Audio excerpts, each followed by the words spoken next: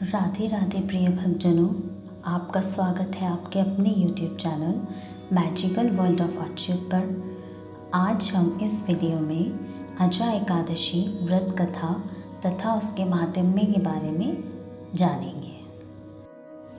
कुंती पुत्र युधिष्ठिर कहने लगे, हे भगवान, भाद्रपद कृष्ण एकादशी का क्या नाम है, इसकी क्या विधि है तथा इसका महात्म्य क्या है, कृपा करके मुझे सब बताइए। भगवान कृष्ण बोले, हे धर्मपुत्र, भाद्र मास के कृष्ण पक्ष की एकादशी का नाम अजा एकादशी है। यह एकादशी सभी प्रकार के पापों का नाश करने वाली है। जो मनुष्य इस दिन सच्चे मन से भगवान की सेवा और व्रत करते हैं, उनको वैकुंठ की प्राप्ति होती है। प्राचीन काल में राजा हरिश्चंद्र अयोध्या नगरी में थे।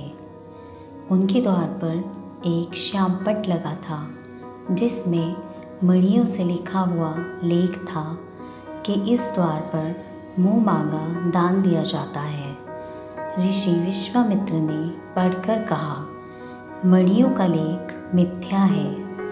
राजा हरिश्चंद्र ने उत्तर दिया, अगर ये मिथ्या है तो आप मेरी परीक्षा ले लो।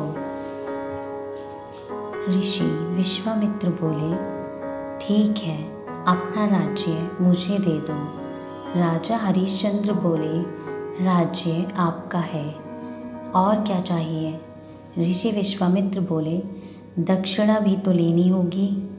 राहु, केतु तथा शनि की पीड़ा भोगनी तो सहज है, साढ़े साती का कष्ट भी सुगम है।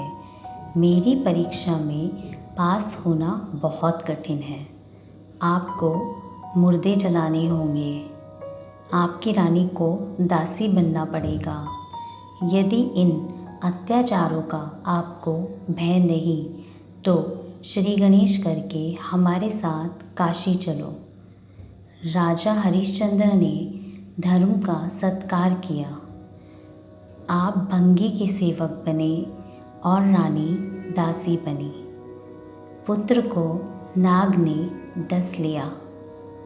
ऐसी विपत्ति में भी उसने सत्य का त्याग नहीं किया, परंतु मन में शोक की अग्नि भड़क उठी। एक दिन राजा गहरी चिंता में बैठा हुआ था। तभी गौतम ऋषि आ गए। राजा ने उन्हें प्रणाम किया और अपनी सारी कहानी सुनाई। सब सुनकर गौतम ऋषि कहने लगे कि हे राजन, आज से 7 दिन बाद भाद्रपद कृष्ण पक्ष की अजा नामक एकादशी आएगी। तुम उसका विधिपूर्वक व्रत करो।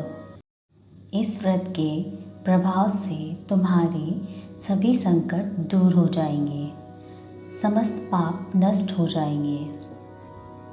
ऐसा कहकर गौतम मुनि अंतर्ध्यान हो गए। राजा ने विधि सहित अजा एकादशी का व्रत किया। उसके प्रभाव से स्वर्ग में जयकार शब्द हुआ। राजा के समस्त पाप नष्ट हो गए। अपने सामने ब्रह्मा जी, भगवान विष्णु और शिव जी इंद्रादि देवताओं को खड़े देखा। पुत्र को जीवित तथा अपनी स्त्री को भूषणों सहित देखा। स्वर्ग से बाजे बजने लगे और पुष्पों की वर्षा होने लगी। व्रत के प्रभाव से राजा को पुनः राज्य मिल गया।